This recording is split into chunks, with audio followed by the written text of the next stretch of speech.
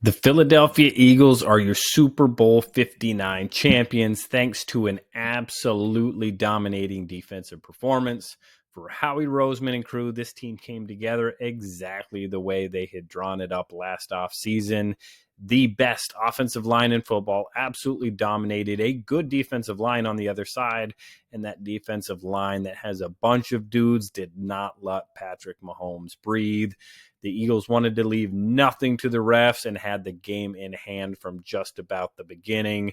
Congratulations to that entire building. You are the blueprint for everyone to follow, even if some people seem to be a little hesitant to do so. Speaking of the trenches, a man that has been in them as a player and still knows them as a scout, Joel Patten, joins the show today to talk Sumer sports, helping start a franchise in Houston, being a part of the quarterback change with Colin Kapernick and Cam Newton, and so much more here on Scouting the League.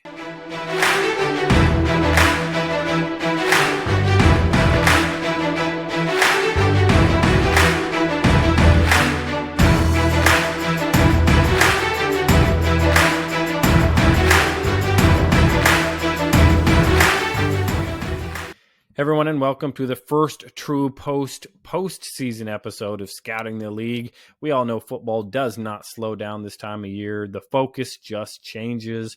From college to pro, the calendar marches on, which means free agency, the combine, and new staffs getting all aligned. Scouting the League will be here for all of it, and we want you to join us. On that journey, make sure you give us a like, subscribe, and share wherever you are listening. Give us a 5-star review, and most importantly, share this with a friend. If you are watching on YouTube, make sure you subscribe to our channel and check out the archives on whatever platform you are on. Also on YouTube, check out my quick thoughts on the Super Bowl and think a little outside the box with me.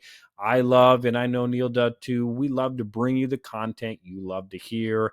That allows both Neil and I to do that. Speaking of Neil, make sure you follow him on X at Inside the League. InsideTheLeague.com is his website, and plan to see Neil at the Combine, whether on Wednesday the 26th at the ITL seminar or on Friday at that Inside the League symposium. We hope to catch up with you there.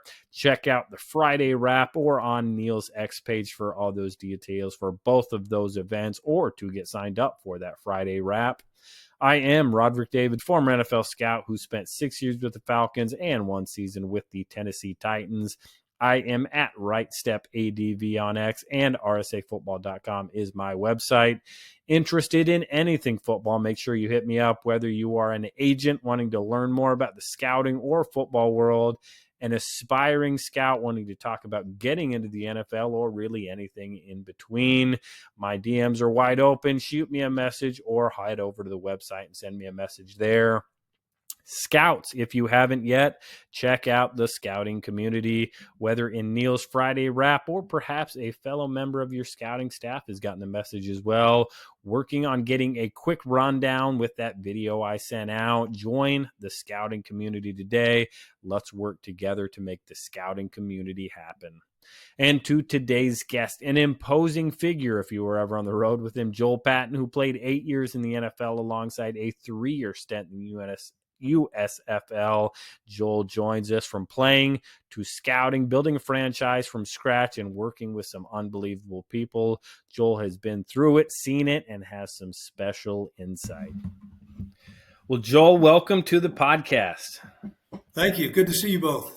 Man, it is fun to have you on. Again, going back to our Midwest scouting days, we used to hit schools together, and it was always easy to see you because you kind of towered over just about everybody, players included, as we walked into some of these visits. So again, as a young guy on the road, you were always somebody I was going to be on the hip, and taught me a lot, even just by sitting and listening. So again, fun to kind of circle back a few years later and get you on and talk about, again, kind of the full origin story stuff that we are so busy as scouts on the road. You don't always have the time to get to know, to develop those relationships on the road that are, as me and Neil talk about all the time on the podcast, are so, so important.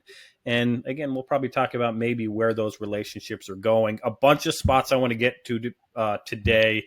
some specific buildings you were in, coaches, kind of the way you saw things. But before we get to that, we have to start with your origin story. Again, where you came from, how you came up through football, through scouting, what you're doing now, an Augsburg, German-born man, football player. Again, Joel, tell us your origin story. Yeah, so my dad was 32 years in the Army, and I was born on a military base over in Augsburg, Germany. I don't remember. We left before I was 2, but I got a chance to go back and visit. But yeah, it was military was how I was brought up, and it's kind of a funny story because when I got old enough to play in college, my dad wanted me to attend. He had hoped West Point, but I looked at both West Point and Navy, and decided ultimately to go to Duke instead. And the joke around the family was, I said, Dad, I've grew up in the military. I'm tired of traveling, tired of 2 years here and 2 years there. And as I got into scouting, certainly after playing as a free agent, cut a couple times, and then getting into scouting, he would always laugh and say, boy, it's a good thing you didn't go in the military because all that moving and, all that travel and all that stuff you wanted to avoid has really worked out well for you. So yeah, that's the Germany story and the military story. But yeah, I grew up all over the country, and sports was a big part of my background. I kind of played a little bit of everything, but then settled in on football by college. I mean, I know that those are probably some colorful days, Joel, in the USFL. Do you remember what that was like? Was it? It's certainly different, a far cry from the NFL, correct? Oh my gosh! Well, and I was fortunate because I was entering my third year with Cleveland when they cut me, and so when they wanted me to go to Canada so that ultimately they could watch me and I could come back, but everybody kept saying you got to go to this new league, the USFL, and they had a team in Washington, which is where I live in Northern Virginia. So I went with Washington, the Federals, and we went to camp in Florida. And I'll never forget because we played in RFK Stadium, and our practice field was right out behind the stadium. And when we got back from training camp, the fence was locked. We had to literally climb over the fence to get to our practice field. And actually, there's a funnier story before that. We were scrimmaging the Memphis Showboats. And of course, in the NFL, you get scouting reports and you get updates and you get depth charts and you can watch video. And we literally, as we're driving to this scrimmage against the Memphis Showboats, my offensive line coach, who was a retired running back coach from West Point, that's how much experience he had, and he was an older guy. He said, "Hey, I hear they got a pretty good defensive end, so we'll see how it goes today. But you got your hands full. It sounds like." And I go, "Well, who is it?" And he goes, I think the guy, I can't remember. We'll just figure it out. And so when we got out there, of course, it was Reggie White. And as we start going, I go, hey, Coach, we need a little bit more information before we get into these things because he's not just a little good like Outland Trophy, and I've got more than my hands full. He's whipping my ass. So, I'd really like to get prepared a little bit more for this. And so that was the early baptism into the USFL was game planning and travel on a bus. The lockers were the preschool lockers that were square and, you stuffed your clothes in. It was interesting. Yeah, again, those the stories, they never stop. Again, even in today's spring league now, they probably have a little bit more information than that. And again, that just tells you how football has grown. Yeah.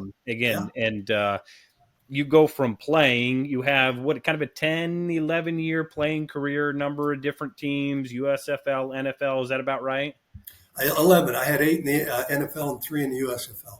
And then you go from that. Did you immediately get into scouting, or did you have kind of your extra years to try to figure out what you were going to do?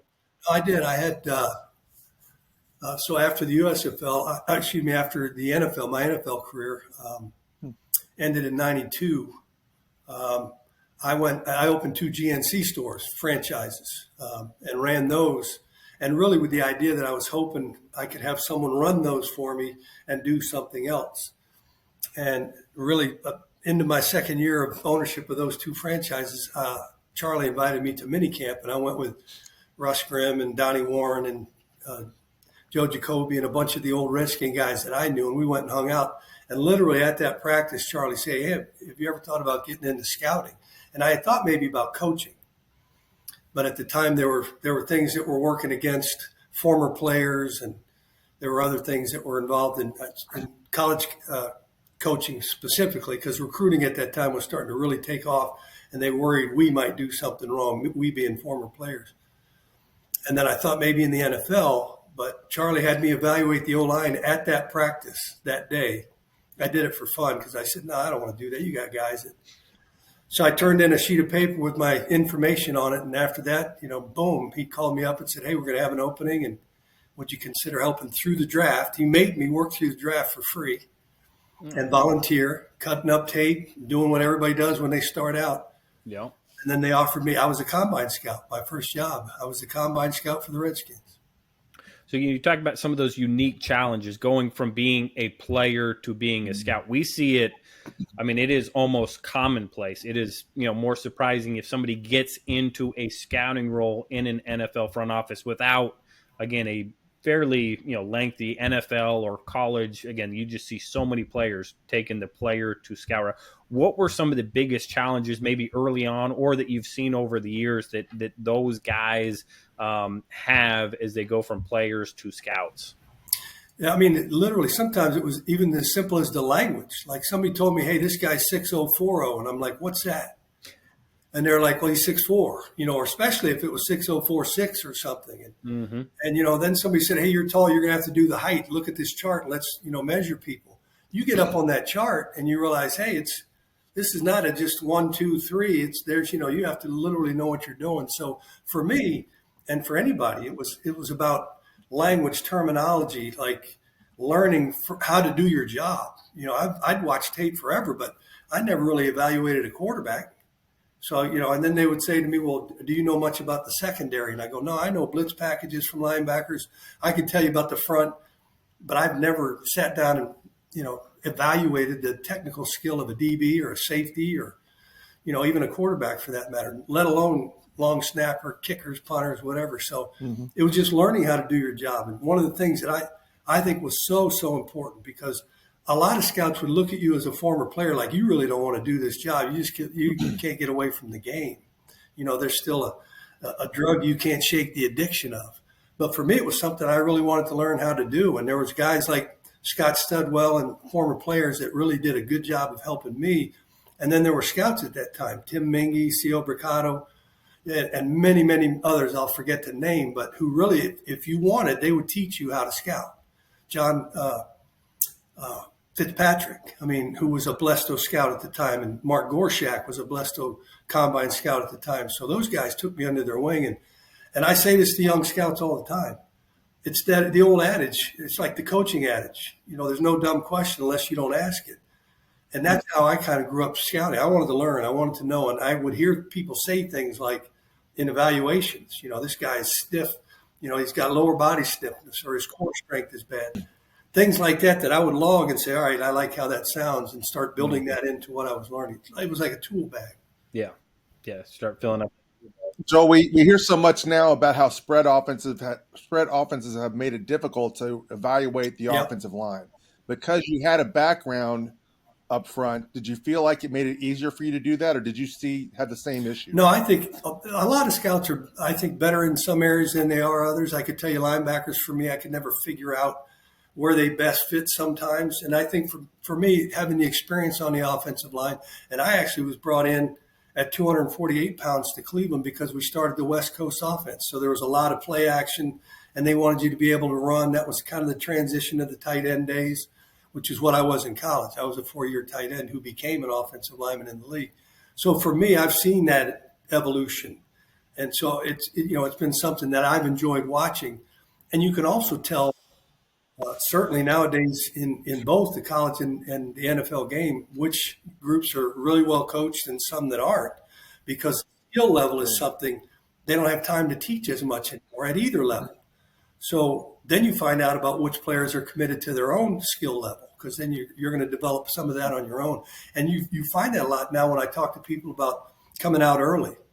I would tell kids in college, hey, you're not going to get as developed quickly in the NFL, especially if you're not taking somebody's job, as you will be if you go back to college. And they think that's funny, but it's true. It's just you get thrown in packages, like you said, that, you're going to learn the offense and you're going to learn the adjustments and the call packages and everything else long before you learn to punch, sit down, anchor, redirect your pads or pull or whatever else. They're going to teach you what they're doing first and then how to do it. Yeah, I think. Joel, With offensive line being as valued in the portal as it is right now, and it is the most valuable position, especially tackle. Do you think we're going to start to see that reflected in the NFL as far as do you think it's going to damage offensive line play because these guys are not staying in one system, developing with a coach and doing all those Yes, kind of I do. things? I think, and as I mentioned, the transition now, it's so hard to win at either level, that these coaches have so much pressure on them now that you have to know what you're doing, and they have less time to teach you, again, even in college. And if you then up and leave for the money and go somewhere else, and now you're being taught by somebody else in a short window of time, I think the skill level is evidenced in the NFL game, because you see these guys that are, look at Philly's O-line, look at Philadelphia's roster. There's guys that I was going to talk about that they're free agents they brought in, like Zach Bond I'm forgetting the right, Mekhi Becton, where other teams were like, they didn't quite, they didn't work out as well as we'd hoped. Sweat, for instance. Now all of a sudden you bring them to a staff that may teach differently, that may know how to utilize talent differently. And so all of a sudden these guys become really good players.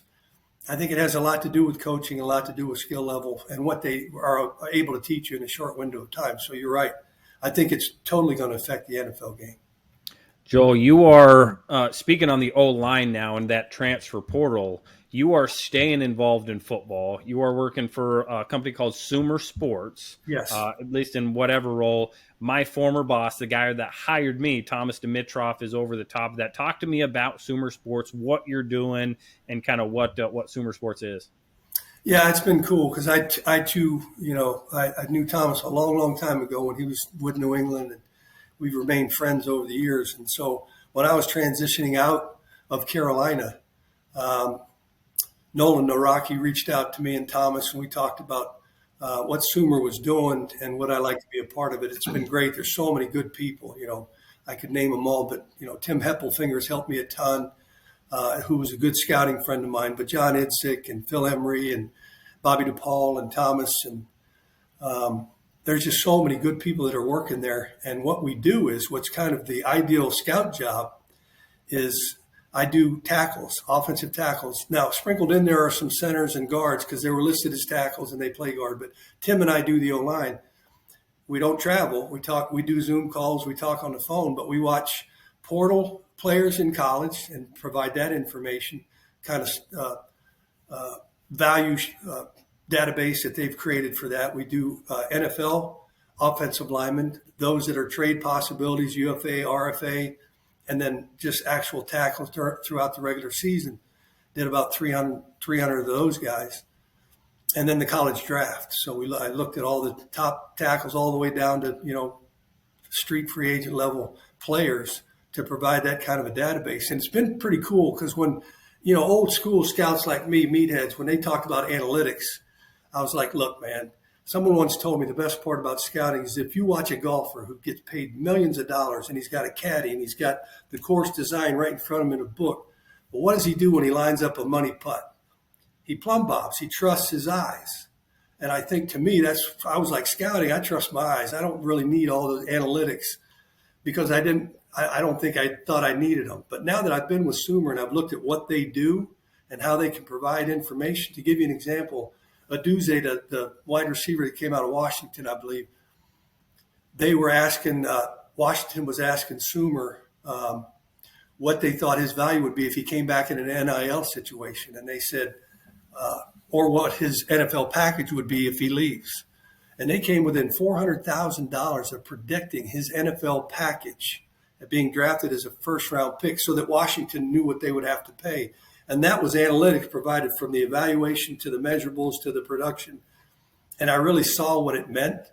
And, still scouts, they may not always glance over and look at anything other than, for me, measurables on the O-line, even play speed, intelligence level, some of that. But when you factor in all the numbers that they put together, it really does refine for you a good value for a player. So it's been kind of cool to watch that and get to know these guys again who I've known for years. And Sumer's, it's a really cool product. And they take great care of us, really good care of us. What did you find that they integrated, and I'm not trying to pick on the Panthers at all, but Were they integrating analytics in a way that you felt was a good way when you're finishing up in the league? I think some teams do use it well, and some teams, like as always, whether it's scouting reports or whether it's analytics, some people use it the wrong way. That it'll over influence them. It's kind of like, Regis Philbin, is that your final answer? Well, the more data you get in, sometimes can confuse you at the end or cause you to make over evaluations. But I think everybody's got to do that now because the owners are so involved in that. They hear things that other teams are doing, and it's a copycat league, and I need that information. So whether you like it or not, they're incorporating it. And I think some of the IT people that do a really good job of teaching it to you in English instead of Chinese is important too, because then scouts they won't be intimidated by it.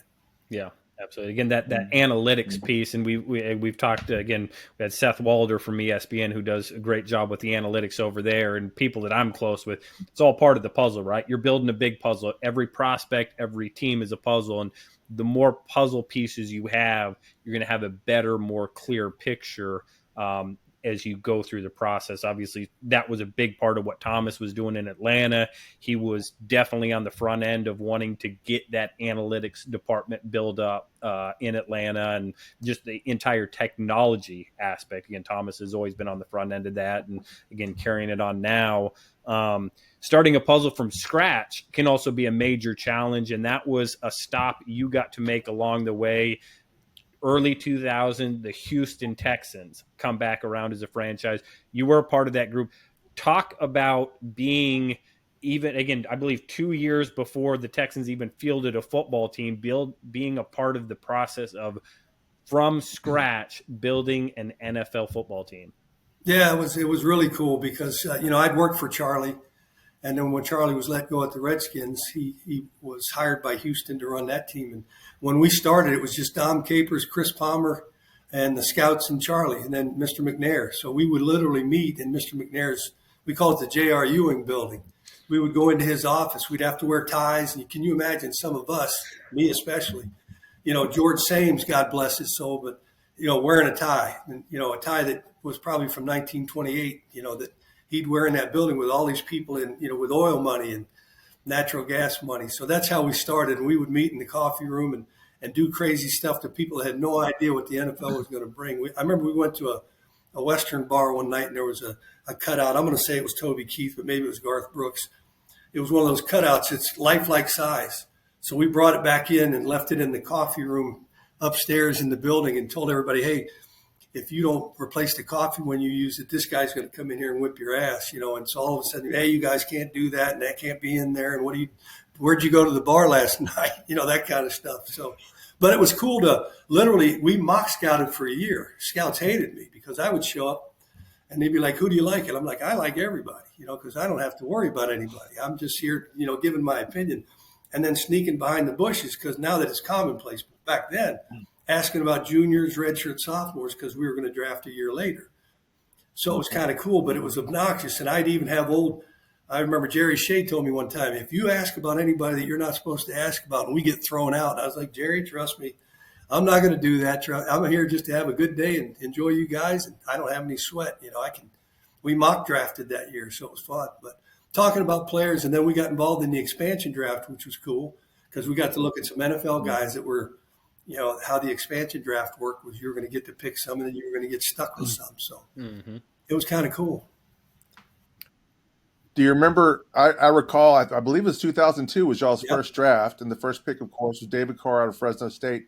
Can you recall kind of the process there? Because as I recall, I don't think Carr went in as a potential top 5 guy. He had a monumental last season. I think it was a senior year in Fresno, and then he kind of became that guy. Can you remember kind of how he evolved and how y'all kind of came to identify him as a guy who'd be the franchise quarterback? And was the quarterback going to be the pick all along, no matter if I think because the battle cry was you build around a franchise quarterback if you're drafting first in the draft. And of course, we had so many needs that you could have, other teams could, might have gone in a different direction. And we actually fielded offers for many, many picks, to obviously come up and get that pick. But I think Chris Palmer, because like I said, Chris and Don were the only two that were around, and Chris fell in love with David, and really, most of us joked that he moved in with him in October before the draft out in Fresno so he could start teaching him and coaching him. And now the league may frown on that and say, it's a joke, by the way. I don't want anybody to think it actually happened when it might have. But I don't want the league to think that there was any kind of unsavory methods that were used back then. But, yeah, he got involved with David early on, and we knew kind of that was the direction we were going to be heading. In fact, the most fun we had that year was the name announcement, because for a year, my business card read Houston Holding. So everybody said, oh, that's going to be the name of the team. And I'm like, no, that's Mr. McNair's company, but, or that's the company that owns the team. So I still have gear that says Houston Holdings. Right.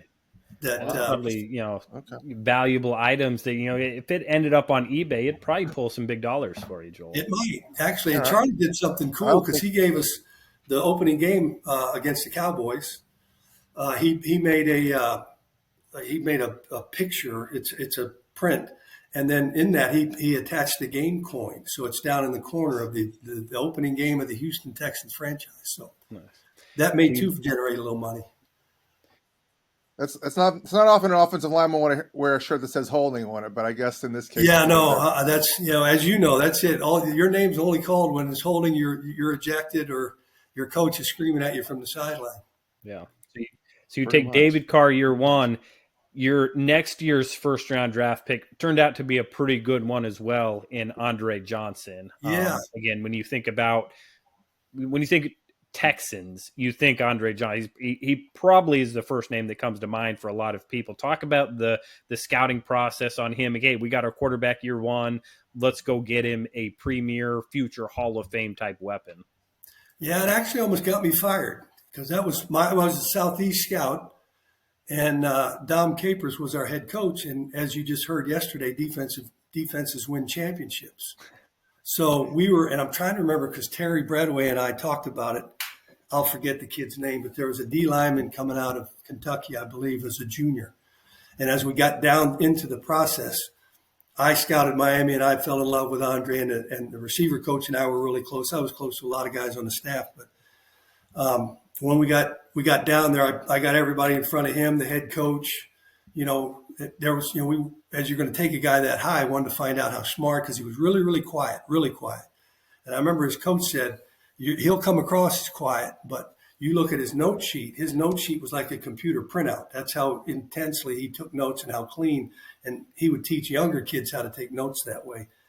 And so when we got into the meeting, God, I'm going to forget his name, but there was a D lineman, and they said, hey, we really want to take this guy. And Charlie looked at me and said, hey, none of this grandstanding stuff, none of this personal stuff. This is just about picking players. Well, you know how tsunamis go in the room. Oh, yeah. You may think, Andre, but as the head coach and as the defensive coordinator and as the GM start saying, we're looking at this D lineman from Kentucky. I had under my chair a Miami hat, and I put it on, and I said, listen, defenses win championships, but not if you score 0 points. And I said, we want a franchise quarterback, but we also want franchise players. And this kid's he's special. He's rare. He's going to play for a long time in this league. So we need to take him. And I remember Larry Bryan, a guy I worked with, said, hey, what's in your locker? Can I have your shoes and your jacket? And, because I think this is your last day with the Houston Texans. Well, you look back and it worked out pretty well. Andre worked out really well. And I remember we had a live special teams practice on a Wednesday night in training camp. Here's a first round pick, third pick, I believe. And we had a kid keep taking the ball back and shaking it, getting the fans all fired up, but we couldn't tackle. It was live except for tackling.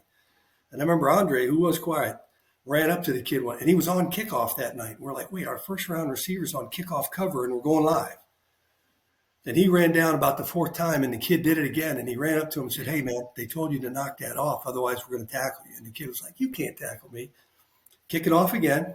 He catches it, sprints up the sideline, shakes it like that across the field with that 4.3 speed. Andre catches him, horse collar tackles him, throws him down and said, I thought I told you. And Charlie looks at me and goes, yeah, I think we got one here.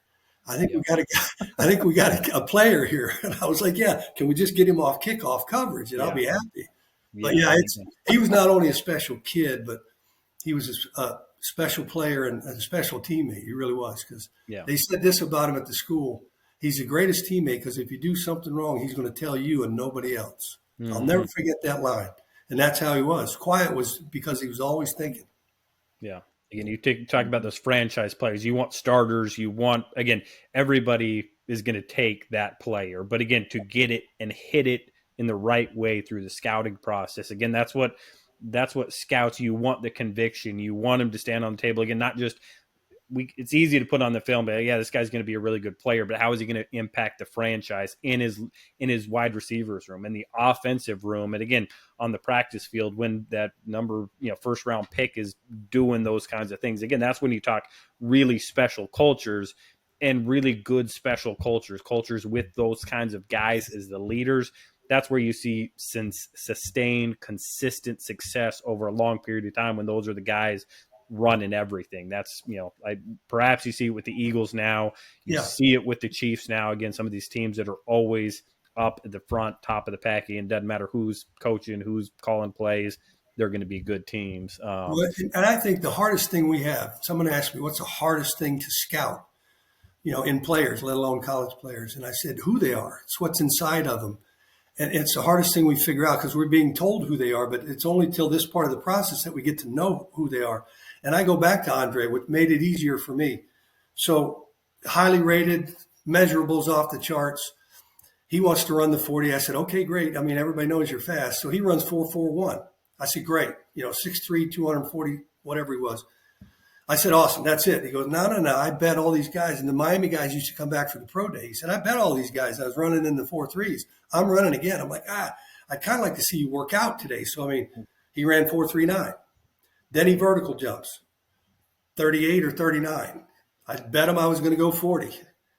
So he went 40. But so to me, I was just building the case, and I kept looking at our team going, I told you, this is what we're getting. So that part of the puzzle is the hardest part to get. And if you hit on a player as well as that kind of football character, it's pretty easy to make a decision, I think. And one of the challenges for scouts in today's day and age, you have, a lot of schools will line up everybody and they'll tell you all about the player. But again, you better verify it. And, like you said, the note taking, the competitiveness during pro day, how's he practice? And again, that's what really separates the scouts. It's like, oh yeah, I just listen to my sources, but you got to trust your eyes, even when you're within the building where, hey, everything that pro liaison just told me. Yeah. I walked out in the hallway and it's the exact opposite going on down at the end with player X, Y, and Z. What was that, Neil? Joel, the 2006 draft, you were no longer in Houston. You're in Washington at this point. But that was a pretty intriguing draft because I think the football world thought, hey, Reggie Bush is going to be the number one pick. And then the Texans surprised everyone by taking Mario Williams. Did you have a clue? Did you hear back from your guy? You probably still had a lot of friends in Houston. Had you any hint that maybe they were going to go that direction earlier than the rest of us did, which was about 24 hours out from the draft? But in the scouting community, we go back to the term measurables. He was Mario was such a unique individual, such a special talent that I think many buildings probably thought, hey, you can still get. Reggie's a talented player, and I didn't get into either one of them. But was there something character-wise or learning-wise or something that changed their mind? But at the end of the day, some people have a hard time not taking big, fast, strong. Like Al Davis used to say, I want them fearful when we get off the bus. So I have our biggest guys get off the bus first. And that's kind of the mentality. Mario walks in and you're like, whoa. It's kind of like until you laid eyes on Cam Newton, you had no idea how big that man was. And like having been around him at Auburn, actually before that at Florida, backing up Tim Tebow, we were all like, hey, that kid's throwing the ball a little bit better, I think. And he's really a good looking athlete. So, and they're like, yeah, well, there's things that are going on and things that aren't. And so ultimately he left Florida. But, and then when I got back to Carolina and I walked out on the practice field, I'm like, man, I forget how big this dude is. Big and fast and athletic. So I bet that was a part of it, but I don't know anything more inside to that.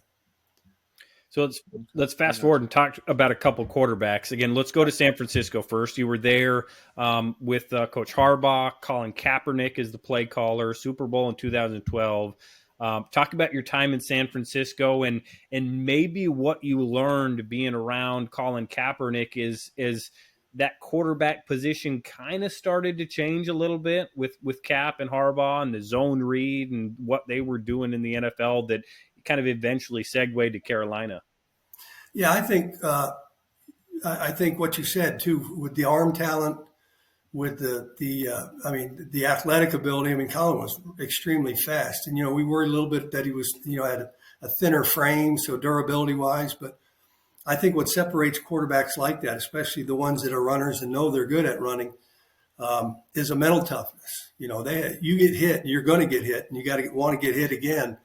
And so it was kind of the combination of all of those things. Jim really liked him, Harbaugh, the head coach. I had the chance to go scout him literally in Reno at a game and watch him. And in fact, I'm going to forget the coach's name, but they had a kind of a military hard ass as a head coach at the time in Reno. And I remember, yeah, he was kind of a really hard ass. And I remember at that game, there was a drive, they were playing Utah State, and the head coach is screaming at Colin, and he steps back out of the huddle, and he tells him he wants him to call this play. And Colin steps back in the huddle, gets in the shotgun, takes the snap, and runs, and goes about, I think, 80 yards or something like that. And I remember looking over at the head coach, who was kind of like, that worked out pretty well. I'm kind of glad he didn't call the play, but I'm going to rip him when he gets to the sideline, and he did. And I remember involving that in my report, like, hey, this guy, he's got confidence enough. It's either good or bad, whether you like it cup half full or half empty. But I kind of liked it because it turned out to be a really good play. So he was a combination of athletic, really at the time a really good kid, and we felt like Jim felt like it was a weapon he could use on offense.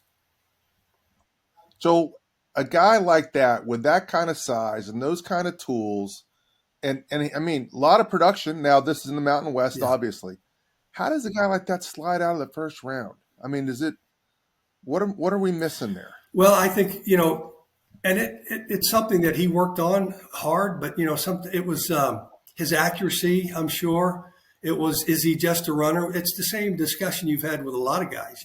Some teams love Lamar Jackson. Some teams wanted no part of him because you were going to have to change your offense. And a lot of buildings don't like that. They want you to fit into what they're doing. Versus, and I give the Ravens a lot of credit because what they did was they said, hey, we're going to create an offense that Lamar functions well in. And I think there were a lot of buildings that didn't want to do that. They didn't think Colin was a pocket passer, and he wasn't necessarily. That was not, he loved moving the pocket. He loved using his legs. In fact, there's a lot of us. I mean, we had 1st and 5 at the 5 to win a Super Bowl, and we threw it 4 straight times. A lot of us thought we had Frank Gore who got us down there, and I was hoping we'd run the read option or something with Colin to maybe get to an edge. Now, I wasn't a coach, and Jim certainly won a lot of games to get us to a Super Bowl. But, I thought maybe that was an element of his game that, that he was good at. And some people probably might have been intimidated by that. Like, hey, I do what I do on offense and kind of hope he fits in, or I'm going to change for him. So that's probably why buildings were divided. Do you think a team – now let's look at this year's draft a little bit, and I don't mean to run off on erotic, but the parallels with the athleticism, when I look at Jalen Milroe out of Alabama, do you think a team is going to have to basically rip up the playbook and start over and develop something for him? Or do you think he can fit into a current offense, given that we're a lot more the NFL is a lot more ready for a mobile quarterback like that? I think it's going to come down to his talent level. And again, I don't know his background. So whether because as we've known as scouts, there's intelligence levels, there's durability issues, there's coachability issues, whatever it is. So I don't know that part of his game. And then you've heard it already.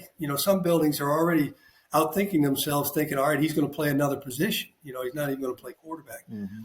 I look at a guy like, having been around him, a guy like Sam Darnold, and what we talked about earlier.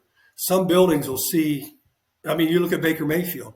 Some buildings will see a guy, hey, you know what? I think we can coach this out of him, or we can coach this into him. And so they'll be willing to take that chance. And you've seen that happen with quarterbacks that have left both. I've seen Baker and Sam up close and personal. And whether it was coaching, whether it was their talent around him, that's another thing too, is the talent around. David Carr might have been a much better quarterback had he not been sacked so many times and us being an expansion franchise. And I think that goes into the evaluation process too, because there is a lot of good quarterbacks that are surrounded by a lot of good talent, and that's the reason they're good versus some, there's obviously Patrick Mahomes and guys, Tom Brady, that make others around them because they're so great, make others better. But I think you have to evaluate your talent level too, that what you're going to put him into. Yeah. So you saw San Francisco, Colin Kaepernick. You go to Carolina, who's got Cam Newton, who I had to, as a pro scout, advanced scout against. And, we saw him in division. A healthy Cam was a nightmare. Now, we always made the upper body injuries slowed him down way more than the ankles and the knees, and he can get bruised thigh, whatever. It always seemed like when the shoulders started to go, that affected his game because it affected that 260 pounds coming down the chute at you. Like, again, you were going to lose that element. So Cam's game had to change. And again, you see all the deficiencies in the pocket passer, in the throwing motion, all those kinds of things. Yeah. So you see all that happen. You see a coaching staff kind of trying to change on the fly. We're tied in with this guy to, again, the Sam Darnold, and then eventually now a Bryce Young, where you talk about a completely different style of quarterback, but somebody who you all of a sudden from a coaching side have to adjust some things. Again, an undersized, a little bit shorter, again, all those things. What were you hearing? What was part of the evaluation process from this guy has these traits at an excellent level, at a good level, to this guy is average in this area? What was incorporated into like a Bryce Young type? If we're going to take him, this is what's going to have to be in place. And that it ties in too with the analytics we brought up earlier, because now they're able to analyze things that I never would consider. They can analyze field vision. They can analyze half field reads. They can analyze so they're determining how quick they process information. So because a lot of things happen from the snap. I mean, college coaches, Ryan Day told me one of the best pieces of advice about a quarterback going from college to the NFL. He said, just getting in a huddle, calling a play that's 9 miles long, and it's got adjustments built into it, and then knowing the snap count so that by the time you break the huddle and get to the line of scrimmage, you know what you're doing. Well, let alone defenses then adjust. So for a quarterback, that's difficult. So getting back to those guys, field vision, do they have it or do they not? Timing and release quickness. When they get it out, can they speed up their delivery? Can they change their release plane so that there's, they find throwing windows that somebody else wouldn't throw? Peyton Manning used to always say, I made every throw exactly with the same motion. I just adjusted the velocity. Whereas nowadays you can see, especially if you're a running quarterback. I mean, you saw Patrick, he throws from all different angles, even sidearm and pop pass. And so all those evaluations go into it. So with Cam, vision, okay, he's probably got really good vision because he's so high. Bryce has got unbelievable reaction quickness and field vision. But, maybe early on we underestimated, those guys coming in at 6'6" on the offensive line, and the defensive lineman, getting in between throwing lanes was going to be an adjustment. Do we now have him move and run? And even with the Lamar Jacksons of the world, over the years, and with Cam, durability was always an issue, but you don't need to run as much. You can't run, you got to slide. And so you go back and forth with those evaluations and what you think, how they fit. And I think in both cases, you had an undersized guy that had great field vision, and you had Cam that was really good at 1, 2, 3.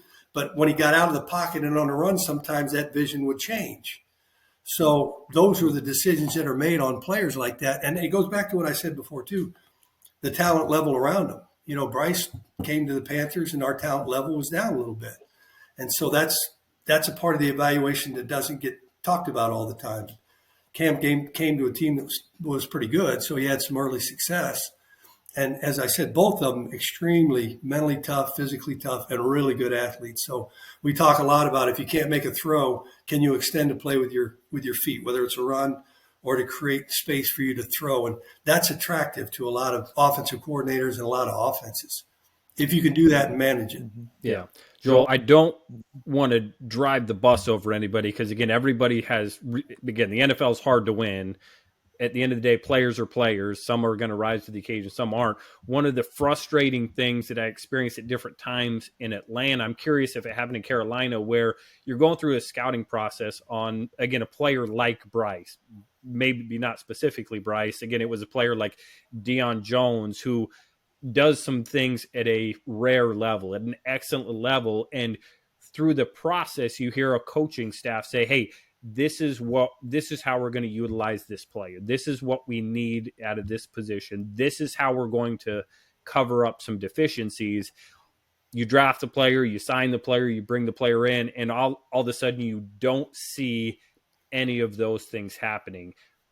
How, as a scout, did you, again, stand on your report or reevaluate yourself, reevaluate your staff? What was the discussion like, knowing like, hey, I think we still hit on this player, but we're not doing the things we need to actually see these things? Yeah, I think it came down. I have to be totally honest. I didn't do Alabama with Bryce, and I wasn't involved until obviously this time of year when we started talking about him.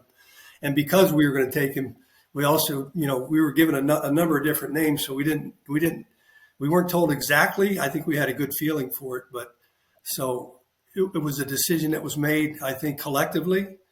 And I know Frank liked him. Our owner really liked him. He and his wife had met Bryce at, I think, the national championship game and really loved the kid, the character, the family. So I think it was a complete package. It was the talent level. It was what Alabama said about him. It was, all the things that you could imagine, the production he'd had. And so I think it was a combination of things. And I remember Bill Cowher told me when I first got in scouting, because he was a teammate of mine in Cleveland.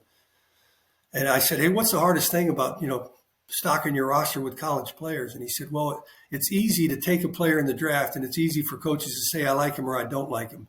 But what we do in Pittsburgh is when we draft a player, I tell my coaches and I tell our front office, he's 3 years a Steeler, and it's up to us to make him into a player that fits for the Steelers, put him in a position to win. And after that, we can make a decision. But until then, I don't want to hear anything other than he's a Steeler. And I think that's the mindset, with the Panthers was, hey, this guy's a Panther. We loved everything about him, whether our talent's good enough right now, whether we've coached him the right way. Obviously, they made a change thinking maybe that was it. But we're sticking with it. It's not something that I never heard anybody say, hey, maybe the height thing or maybe, the decision making now, he's gun shy. But like I said, you get hit enough. David Carr would tell us, you get hit enough. I mean, unfortunately, you looked at one of the greatest quarterbacks in the league last night, and with him getting hit, it looked like to me that Patrick was a little bit more anxious in the pocket than I've seen him before. So I think it's a combination of all those things. But to your point, Roderick, it's, as scouts, you don't want to die on the sword, but you want to stick to the fact that we saw what we saw. Yeah. And he's our player. And until we decide he's not, because you look at it, look how it played out. They benched him. There was talk they were going to trade him. And then by the end of the year, he has a nice little run and plays well for him. So sometimes I think, too, you can get into that, we missed, or, hey, we really hit on this kid. And then by the end of the year, he's not playing well, and everybody's covering their bets. So yeah, it's an ongoing cycle. Yeah. Joel, you'll appreciate this one. Again, one of the great things, it almost becomes just like, hey, yeah, you ignore the talking point. If you draft a young quarterback, have a really good running game and a good offensive line to put around them. And again, you see it last night. The Eagles have invested on the O-line, D-line. I think it's easy to see that was the best offensive line in the NFL. The Mekhi Becton moving from left tackle to right guard and having a bunch of alphas around him. Because, again, if you want to talk about who Mekhi Becton is as a person, I believe you and I both went through Louisville when he was going through. So, again, we don't even need to get into that. But, again, put a good running back, a good offensive line, run the ball around this young player, whoever it is. You were part of the group that drafted Christian McCaffrey. Saquon Barkley has the year that he had this year. Are we going to see a reintroduction of running back value, or is it going to be, hey, now the O-line value shifts up a little bit? Where do you see kind of that element to the game where, again, running backs were kind of forgotten about? You can stick anybody in there, but again, Saquon kind of changing that narrative again this year.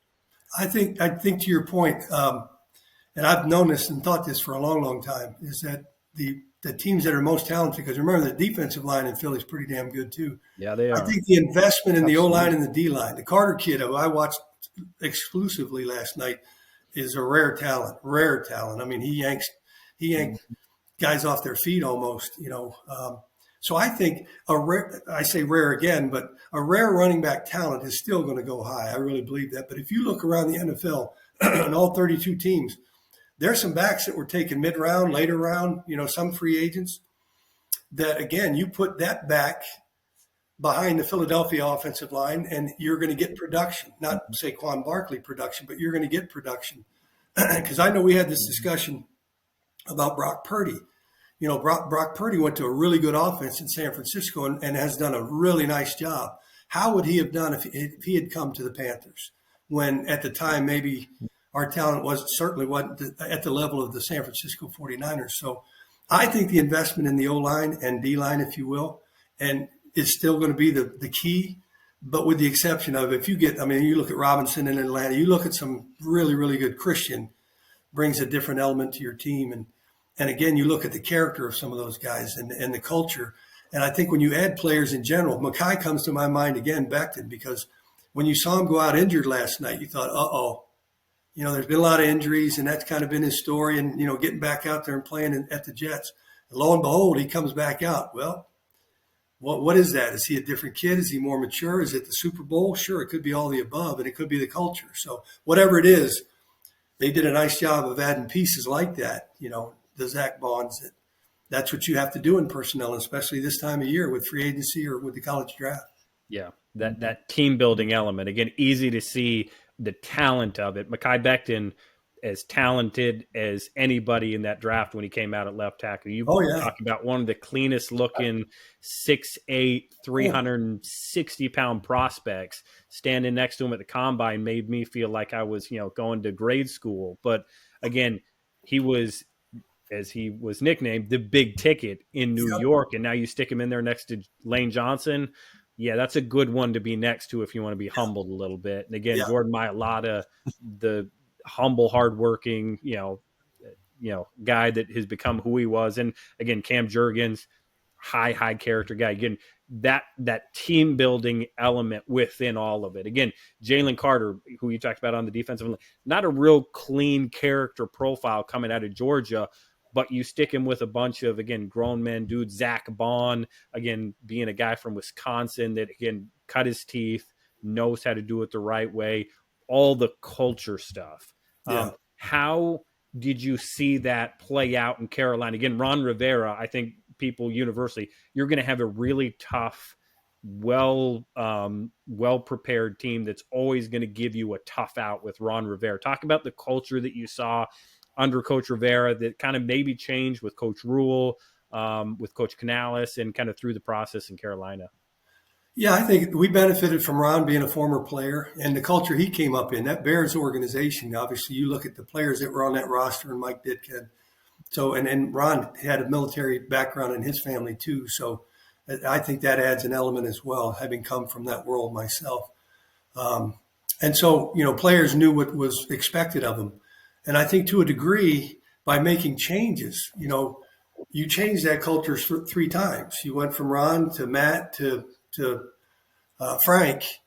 And I think as players, I can speak for myself, for me, that we talk about the brand or the culture. We talk about, things that you're expected to be. But I think that was part of the difficulty in Carolina was the fact that you went through that 3 times and now 4. And for players, these guys still are young. You think about it, these guys, there's very few that are 35. A lot of them are 30 and younger. So it's they're still impressionable. They're still, this is their livelihood. They're depending on leadership. They're depending upon, stability. And to your point, they're depending upon culture, on teammates.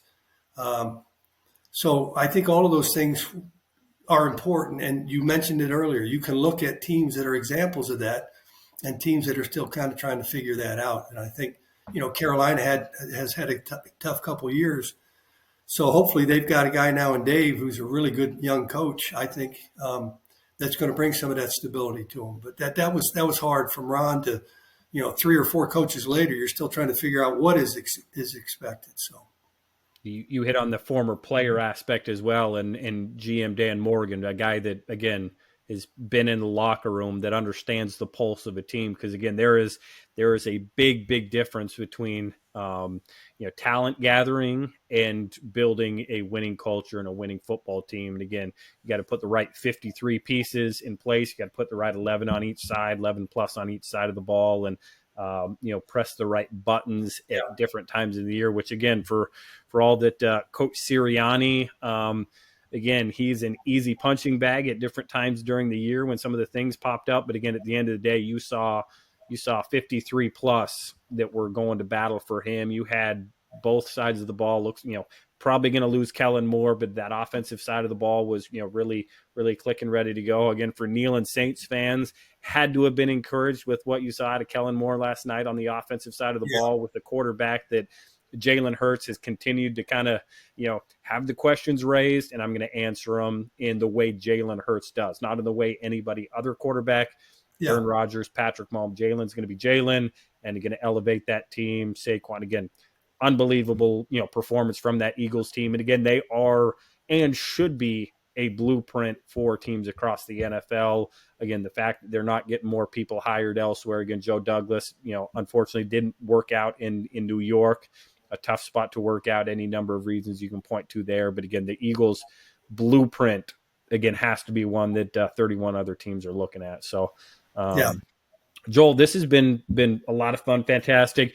Are you on social media? Are you a guy that's going to be putting anything out there for that our listeners may want to go check out? I'm not much into social media. My kids have banned me from being involved in social media. They call me the example of politically incorrect. They think I'll say or do something that might embarrass them. They know I'm not as much worried about that, but might embarrass them. So no, I'd like to actually. In fact, I'm just now getting involved in Instagram, but it's just for my family and my granddaughter and, things like that. But no, I'm, email for me, or these Zooms are even, I call it the Brady Bunch. These Zooms, it's what our world was for a long time. So yes, I'm okay with these, but no, I'm not a big social media guy. Well, if you want to get a hold of Joel, if you know Joel, need his number, again, you can hit up either myself or Neil. He's going to be doing his work with Sumer Sports. He's going to be, keeping his eye on the landscape of the football world, and going to keep doing his thing and having fun, and off of social media, being exactly who all of us that know Joel is. He's going to be himself. So Joel, I enjoyed it, guys. Thanks a bunch. Well, if you did not learn something or were not entertained, not sure what I can say for you, Joel, one of my favorite guys when we were on the road together, and that certainly has not changed, even though we don't quite get to see each other as much as we both would hope, or at least I would hope. Something you think we missed on today, let us know, though, at RightStepADV or at Inside the League is where you can find either Neil or I.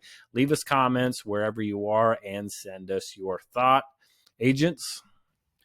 Agents, before we go, make sure you go check out Agent Live 360. It is at agentlive360.com for everything you need for your agency, from players to coaches, managing profiles, tracking invoices, sending invoices, getting paid, keeping up on every element of your entire agency. Notification emails, file folder storage, ROI, transactions, invoices, calendar, contracts, teams, reps, everything all in one spot for you. That is Agent Live 360. Hop on, request a demo. Yours truly will hop on, walk you through it. I can promise you we will talk some football as well.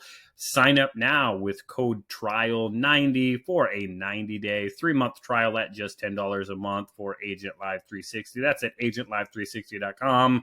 Go check it out now. Scouting the League is here for you, and we always appreciate all of our listeners. So until next time, keep scouting.